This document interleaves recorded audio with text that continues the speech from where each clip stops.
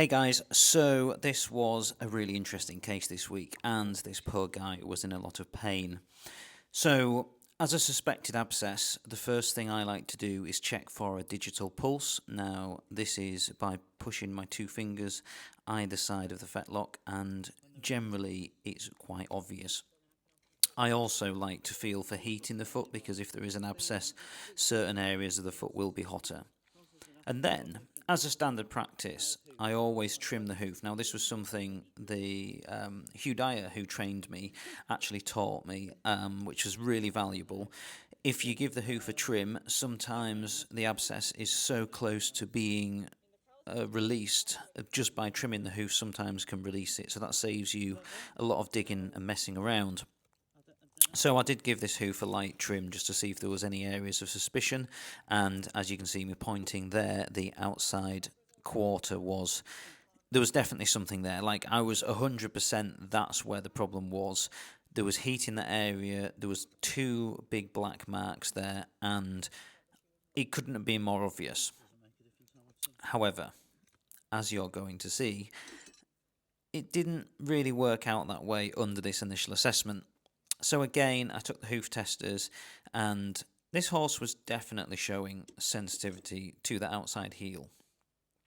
Now, it wasn't obvious, and from the lameness the horse had to actually what we could see under the testers didn't really correlate, because this horse was way lamer than the sensitivity. So I guess this horse has got a pretty hard hoof, and that's really all I can say about that. But this, I was so fixated on this area, and I couldn't get it out of my head. I was like, there's got to be something there. And I even started thinking, I wonder if it's in the bulb, in the heel bulb, and that's why I can't get to it. Is it in the softer tissue at the back of the foot? But I persisted because I was like, it's got to be here. And I could see the black going along the hoof tubules and heading towards the back of the hoof, so sort of in a diagonal sort of line, and I just needed to get there. But there is always a concern that this horse is going to take too long to recover. So I always try to be very careful when digging for abscesses, because I don't want to cut such a big hole in that horse's hoof, it's going to take it too long to recover. So I was so frustrated with this, and we're on Thursday now. This was Tuesday. I'd only been presented with this horse, and I think it had only been lame for less than 24 hours. So it had come in from the field, possibly, or out of its stable, with such a high lameness.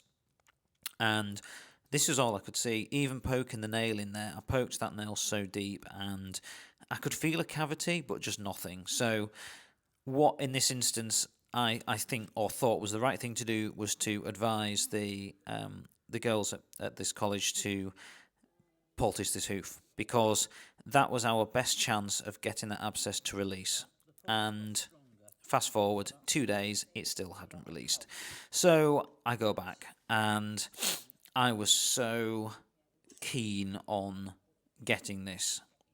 Now, the difference is, 2 days later, you might be able to see, this horse has way more of a reaction. See? That is exactly where I thought it was, and I was like a hound with a scent. I was going to get this. I wasn't going to give up. And I thought, right, I've got to do this. This horse is still in pain 2 days later, and if I don't find an abscess, there could be something more serious. But I was so adamant it was an abscess, I was going to give it one last go. So what I did is I, again, searched the hoof with the testers, and squeezing around the hoof, it was definitely present on this heel. So I got a thinner searcher. So this hoof searcher I've got is thinner than my other one I used the other day, and it means I can dig deeper down the hoof wall without entering the sensitive. Now, not ideal, but we are going to be able to reshoe this horse next week after the abscess is completely healed, and I can pack that, put a pad on. Whatever I decide to do, I will do a follow-up video, so you are going to see this. But this was the point where I found it. This was... oh no, maybe not. I thought that was the eureka moment. It isn't. So I've kind of given it away now.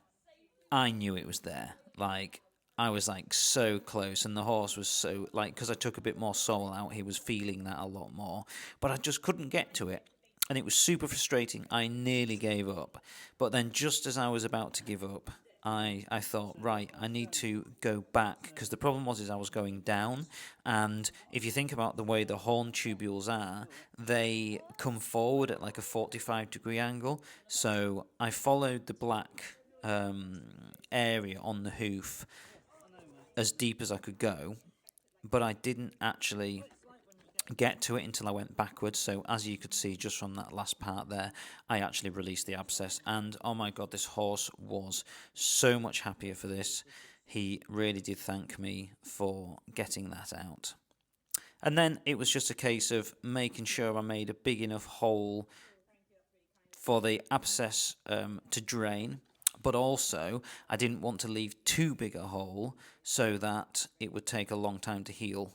This is a really fine line here between digging too deep and not digging too deep. As long as you can open up that area, and I was able to get a plastic syringe from the girls, which was really helpful because I could just get the gunk away, which was what you could see there. There was a little bit of blood that came in with that, but that's quite normal. And then it was just a case of clearing that area so that horse can and drain the abscess. So he will have a hot poultice on now for 2 days, and then he'll transfer onto a dry poultice, and if he gets turned out, he'll have a boot on over the top. So fingers crossed, he will be a lot more comfortable.